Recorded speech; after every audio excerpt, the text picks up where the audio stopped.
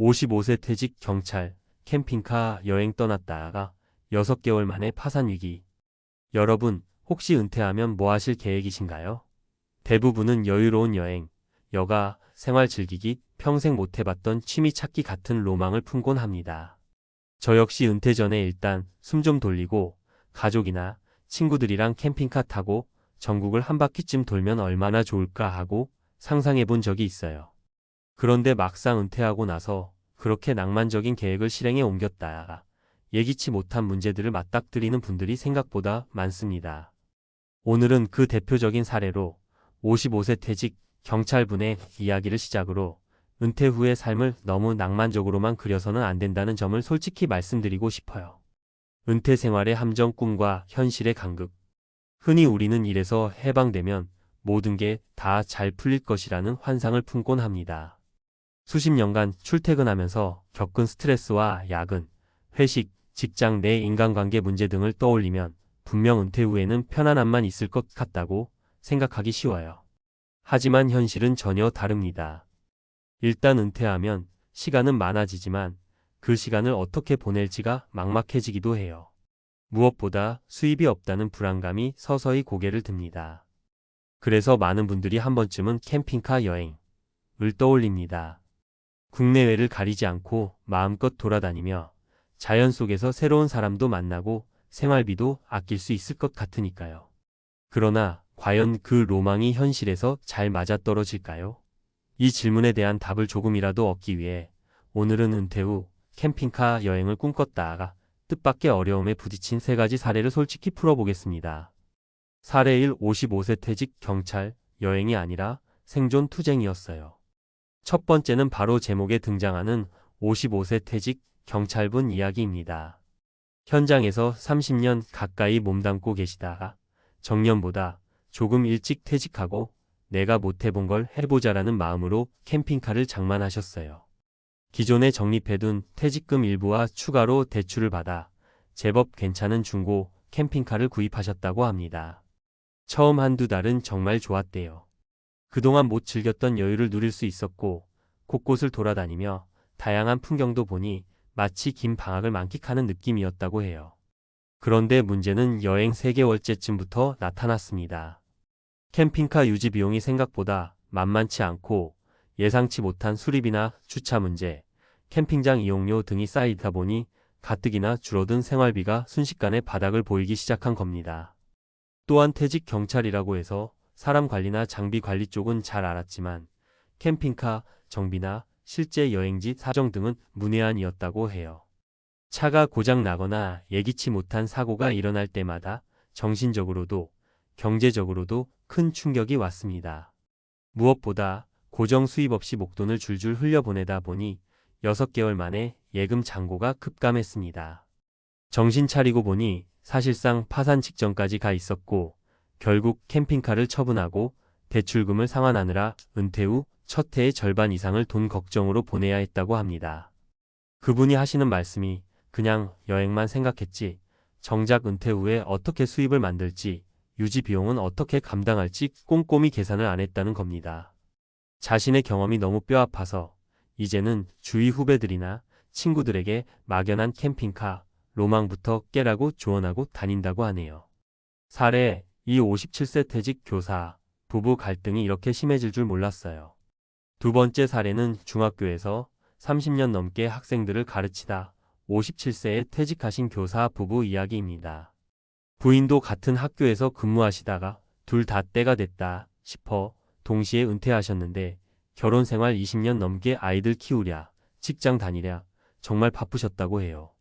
그래서 부부가 둘 다 은퇴하면 캠핑카 한 대 마련해서 전국을 돌며 진짜 신혼여행처럼 지내보자고 약속하셨답니다.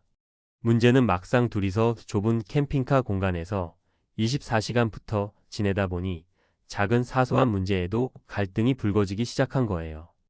운전을 누가 할지, 어딜 가서 며칠을 묵을지, 식사 준비는 누가 할지 등등. 게다가 한 분은 완벽주의 성향이 강하고 다른 한 분은 자유분방한 편이라 여행 루트를 놓고도 매일 다투게 된 거죠.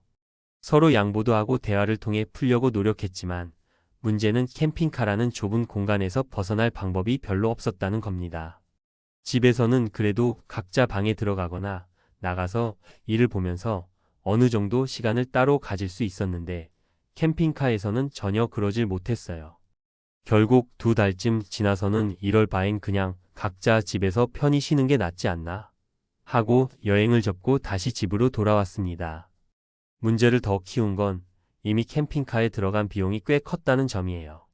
퇴직금에서 크게 써버렸기 때문에 다시 중고로 팔려고 해도 손해가 엄청났죠. 그 이후로 부부는 다른 형태의 여행을 모색하고 있지만 한동안은 이 문제로 크게 다투었다고 합니다. 은퇴 후에 부부가 24시간 붙어 있는 게 얼마나 힘든 일인지 캠핑카에서 깨달았다라는 말씀이 굉장히 현실적으로 다가오네요. 사례 3. 60세 전직 기업 임원, 남들 시선보다 중요한 건 내 실제 생활이더라고요. 세 번째 사례는 대기업 임원으로 계시다가 60세에 은퇴하신 분의 이야기예요. 이분은 평소에 자기 관리나 대외 이미지를 굉장히 중시하셨다고 합니다. 임원으로 있으면서도 사내 활동이 활발했고 은퇴하면 나는 고급 캠핑카 하나 장만해서 SNS에도 올리고 여유롭게 살겠다는 꿈을 스스로 그려왔던 거죠. 주변에선 역시 간지난다. 성공한 은퇴 생활의 표본이다 라는 얘기를 하기도 했습니다. 그런데 막상 캠핑카 생활을 시작해보니 SNS에 올릴 때는 사진도 예쁘게 꾸미고 멋진 배경을 찾아다니는 게 전부가 아니라는 걸 절감했다고 합니다. 실상은 기름값, 도로비, 캠핑장 이용료, 식비, 차량 수리비 등 예산 문제가 끊임없이 발생했고 무엇보다 혼자 운전하거나 준비할 게 많아서 하루 종일 이리저리 뛰어다녀야 했어요.